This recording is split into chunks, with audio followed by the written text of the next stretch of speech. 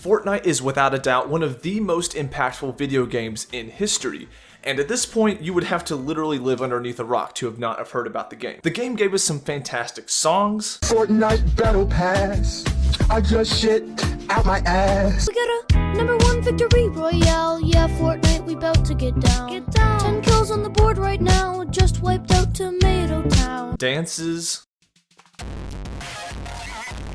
and overall memes. The fuck you say to me, you little shit? During the first year of the game's launch, Fortnite reached 45 million registered users, and since then in 2023, the game has gained around 400 million registered users in 2023, which is more than the population of the United States by over 50 million.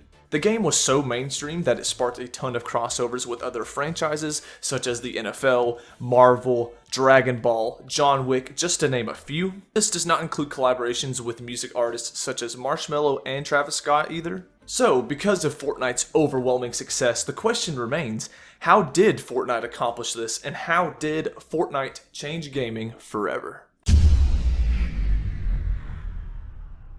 To figure this out, we have to go back to the year 2017, specifically July 25th, 2017. This is when the Save the World version of Fortnite was released in early access for PlayStation 4, Windows, and Xbox One. Save the World was a PvE survival game where you had to fend off waves of zombie creatures called husks, not to be confused with the Minecraft husks. You had objectives to complete and you had to scavenge resources during the day and defend your base at night. The game actually had a substantial player base that enjoyed the cooperative PvE gameplay, as well as the building mechanics, and the game overall was quite diverse at the time because of the character abilities and just the style of the game in general. However, the game did have its flaws. Players thought that the game mechanics were complex to understand, which hurt new players coming into the game, and players also thought the game had a slow progression system along with bugs and stability issues which affected the gameplay experience. However, to Epic Games' credit, they did address player feedback and made updates to Save the World that did resolve some issues in the game, but shortly after, Epic Games shifted their focus entirely. In 2017, we saw the rise of Battle Royale games such as H1Z1 and PUBG, which at the time sold 10 million copies by mid-2017. Because of this, Epic Games had the idea to make a Battle Royale game of their own, and on September 26, 2017, Fortnite Battle Royale was released on PlayStation 4, Windows, and Xbox One. Epic Games took the mechanics from their Save the World and put them into their Battle Royale version. This included the mechanics of building structures, placing traps, as well as their cartoony art style. Side note, I actually played this game right at launch and actually have a video 3 days after the game was released, so I'm an OG, you should definitely check out that video. But regardless, towards the end of 2017, the popularity of Fortnite grew rapidly, and not long after, in early 2018, the game's popularity skyrocketed with content creators making videos on the game, as well as streamers playing their game on Twitch. And another huge factor that helped Fortnite become so popular at the time was the fact that it was free to play, which was really big in comparison to H1Z1's $20 price tag and PUBG's $30 price tag. Not to mention the cartoony art style of Fortnite made it appeal more to a younger demographic as well, which allowed for a more diverse player base in comparison to H1Z1 and PUBG. And further expanding onto Fortnite's success, in March of 2018, the game was released on iOS, which expanded the accessibility of the game, allowing Apple users to be able to play Fortnite on their phones. And in May 2018, the game accumulated 45 million players across all platforms in only 6 months of the game's launch. That's freaking insane. Just like Goku, Fortnite kept going further beyond, and on June 30th, 2018, which is ironically my birthday, Fortnite introduced an in-game live event, which was the rocket launch event. This was the first of its kind, and this event allowed for players to log into the game and watch the event unfold in real time, which is truly unique at the time. This obviously allowed players to be more immersed into the story of Fortnite, and the event ended with a rocket disappearing into a rift in the sky, which made players curious and eager to see how this would affect the game overall. This obviously set the stage for more in-game events in the future, which would impact the game's map and narrative. Continuing on, during the summer of 2018, Fortnite held a summer skirmish on July 14th and 15th.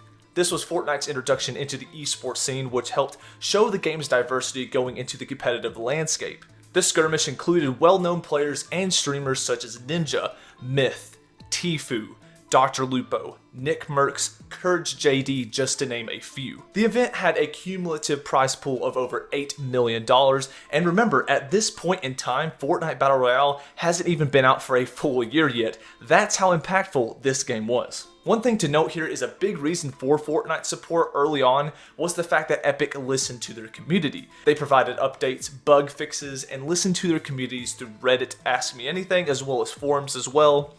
Epic gave Fortnite constant new game modes and weapons to keep their audience invested in the game continuously. They even changed how the map looked, which was obviously linked to the Fortnite events that often changed the map's layout and areas.